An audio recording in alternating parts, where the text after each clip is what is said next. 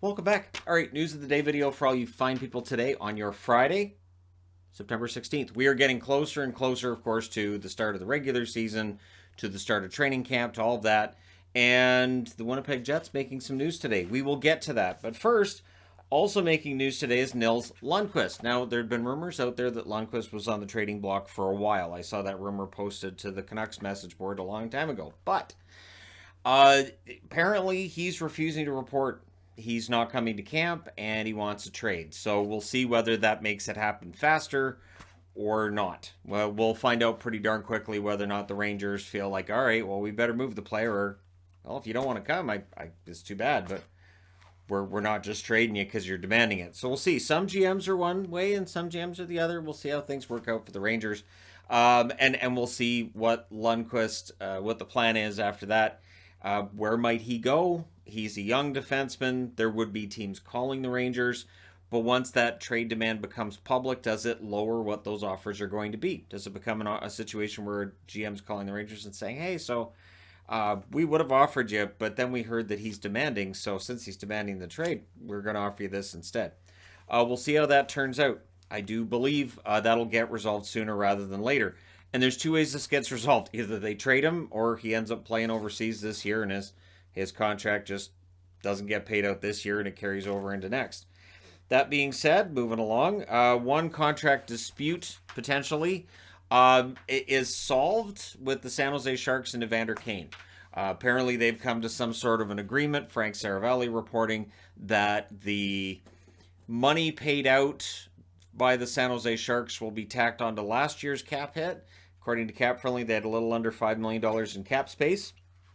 So I don't think this is going to get messy for San Jose, but they're a team that doesn't have a lot of cap space this year. So it's a good thing it's getting tacked on to next year. We'll see how it all works out. Of course, the Mike Richards situation in LA comes to mind, where LA is paying out for a while. And we'll see what it actually looks like for San Jose once everything's settled on that. But it looks like they've come to an agreement, and then it's up to the NHL to decide on the penalty for how long and all that fun stuff. But it sounds like it's going to make up the difference between the contract he's getting with the Oilers and what he lost with San Jose. So it could potentially be a bunch of money, but we'll see what happens there. I'm just glad that it's done. This was one of those things that was kind of looming over Kane and potentially the Oilers as well if there was a distraction there. So that's set by the wayside. That's gone. Kane's good going into camp. Speaking about good going into camp, David Pastrnak. He wants to stay in Boston. He says Boston's his home. He's very excited about being a Boston Bruin, and Bruins fans generally pretty excited about Pastrnak. He is their best pure goal scorer, and he's not as old as a lot of the other core members. So getting him re-signed is really, really important. If they're having discussions, usually that means there's going to be a contract agreement in place.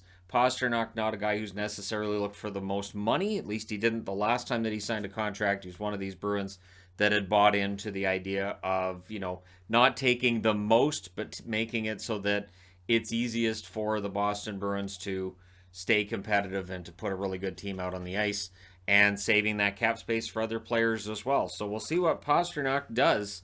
If he remains an underpaid player, at least underpaid by our standards, and then you look at how much money he's making, you go, if that's underpaid, it's not bad. But the reality is Pastrnak doesn't have to give back to the Bruins. Like, he doesn't have to sit down. This is the interesting thing to me, is that if a player sits down and says, I'd like to get paid what I'm worth, we as fans now are conditioned to say, well, that's greedy. Why did he take what he's worth? Why didn't he take less than what he's worth, according to the market? Because then it helps the team. So I've always found that interesting, that if a player says, I want to get paid what I'm worth, then they're automatically labeled as greedy, which is odd, isn't it? But anyways, moving along to another player who wants to get paid what he's worth, and that's Nathan MacKinnon. Now, I have to laugh at the headline I've seen on two different sites, which is that he said that it won't be single digit. Well, yeah, he's not going to make less than $10. I know what they mean by it, but I laugh every time I see it. Obviously, it's not going to be a single digit contract. Hey, the MacKinnon signed for $10. I didn't know you could do that. Loopholes, what are you going to do? But, and then there'd be like an $80 million signing bonus. But anyways, MacKinnon reportedly close to a deal with the Colorado Avalanche. I would imagine they want to get this done before the season starts. I have heard he's going to be the highest paid player in the National Hockey League, that it's definitely going to be over the $10 million a year mark, and that means that we will automatically hear people saying, well, that means they're not going to win a Stanley Cup then, because if MacKinnon's cap hits over 10 million, you're not allowed to win a Stanley Cup. Which, as the years go by now, we're going to see more and more players being above that $10 million cap hit. And if he is the highest paid player in the league, we'll see what happens. But again, it looks like it's going to be above the $10 million mark. And I would say that, yeah, MacKinnon's been the most underpaid player for the last, 2-3 years? Makes sense that he'd want to get his money. Now, speaking of looking to make some money, the Edmonton Oilers have brought in Jason Demers on a professional tryout. This came out yesterday after my News of the Day video, and I thought, well, I could do a video just on Demers. I didn't. But Jason Demers, a veteran in the NHL, can definitely play defensive hockey. And so in the event that the Oilers decide to sign him, it would be purely a depth move. Broberg wants a regular job. So this is a defense that looks like it could be underrated, and it could be pretty good. Could be some mobility there, some youth there. Adding Demers could be a good pickup, so we'll see whether or not he earns himself a job with the Edmonton Oilers.